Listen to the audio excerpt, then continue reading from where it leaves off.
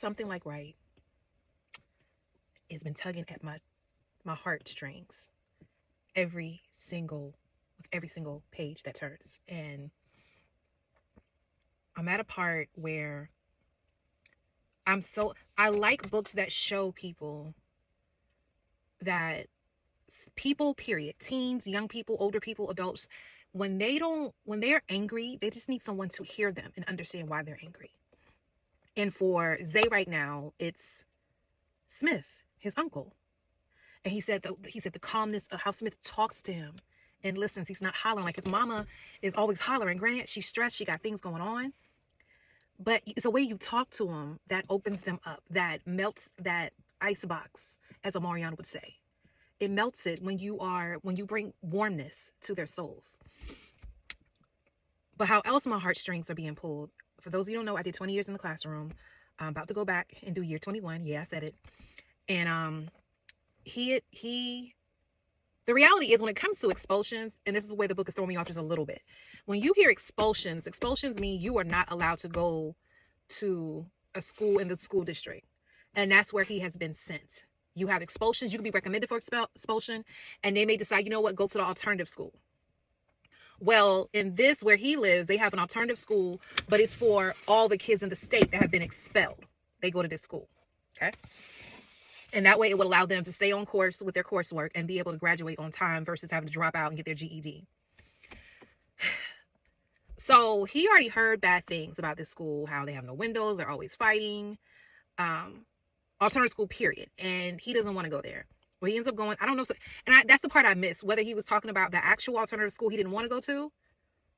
Is this actual school, or he didn't go to the one he didn't want to, but he still doesn't want to go to this school because he didn't want to move away from his mom. He did not want to leave his mom. Like, he pleaded with her, let me stay. And she said, this is the only option the school district is giving you for you to graduate on time. And even on their way to his aunt's house, he pleads with her. He begs with her.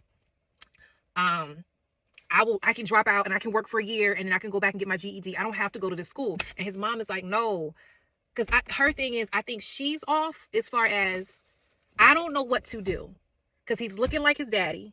He's acting like his daddy who just got out of prison. I need to do something.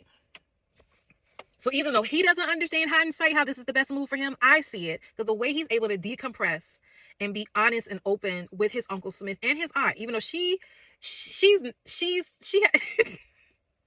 now and again she'll say something, I'm just like, man, woman, chill out. But Smith is the cool head of the relationship. Like, he's real down to earth, even, made sure he was dressed nice for his date.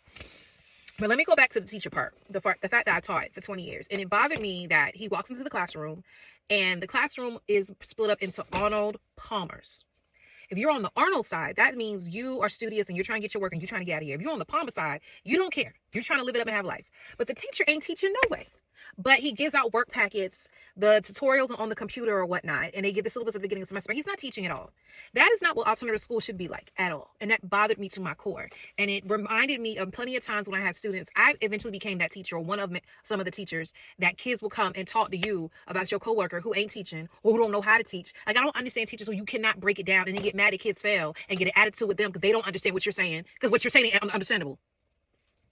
Then it brought me back to another story where a lot of people, I was a substitute before I taught full-time in 2004-2005 school year.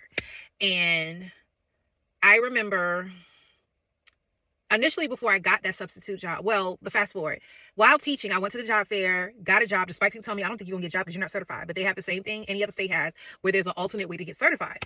I got a full-time position offered. The place I ended up becoming a long-term sub, but I already had a job. But that was just a brag session. Okay, let me go back to the point of the story. So I was substituting in this infamous high school where it was known for it was a lot going on. Like, to the point, I remember there was a huge gang fight. I want to say people were shot in front of the school.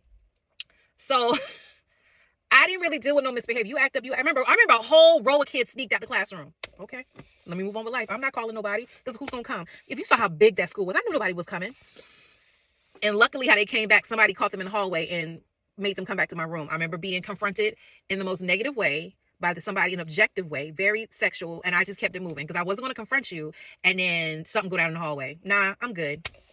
So the part that disturbed me the most was when I was in a class, the class I was subbing for, and it kind of had me rotating. And this particular class I was sitting in, the math teacher walked in, wrote some stuff on the board, and left. Where's your teacher? And I remember one young lady coming to me and asking me for help because what he wrote on the board was not correct. Yes, I know a little something about math. Algebra, that was my jam back in the day. Geometry kicked my behind. But algebra, I had it. But I was like, what? Does he not? She said, no, he don't teach. He writes stuff on the board and then he leaves, or he'll sit there. He won't talk to us. No.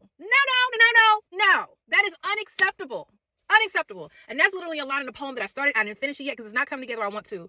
I was like, we have to be over having teachers fulfill a role, R-O-L-E, all because they can simply call roll, L-O-L-L. But the point I'm trying to make is you just got a warm body in the classroom. They're not effective. They don't teach. They don't break things down. They don't push kids to another level. And sadly, that's going to be an issue as long as there's a teacher shortage, or you have a principal that sadly is in a district where it is very hard to let go of teachers who don't do what they're supposed to be doing. Like, as much as I could not stand this woman when she was my principal, but it worked. If she saw you weren't doing what you're supposed to be doing, she was on you like white on rice. Talk about observation of a revolving door.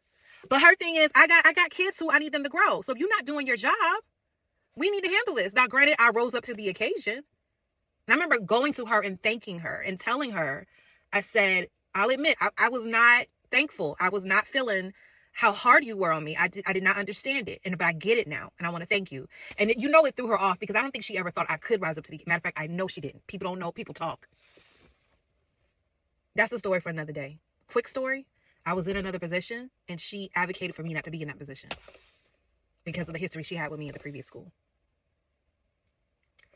But the point I'm trying to make is, y'all, it bothers me. Like, to this day, it still rings in my soul when I remember when Jason Reynolds, I went to one of his book talks and he admitted he might can count on his hand the number of teachers he had that were effective. I'll never get one a former student. She's now a freshman at my alma mater. I remember it was the 7th or 8th grade and she came to me. She said, you're the first teacher that showed me that you cared. And you're in 7th and 8th grade. So 1st through 5th? What? And that's the ideal time kids love school. One of my students, he's a freshman, and he sent me his assignment, his essay he wrote, and it was about me and how the relationship we had made him want to become a teacher. But it bothered me in that essay. He said, that was the first time I felt seen and felt comfortable to be myself. That shouldn't happen. That should not happen in the classroom, y'all. Like, I almost want to I'm teary-eyed thinking about it because no child should not be in a classroom and feel like they're not seen and heard. And especially not in their homes. And that's the beautiful thing about education is some of them don't have it in their homes because their parents don't have the life skills, don't have the maturity, don't have the civility to be the best parent. But because they go to school and a teacher sees them, it lights a fire in their soul that they are unstoppable.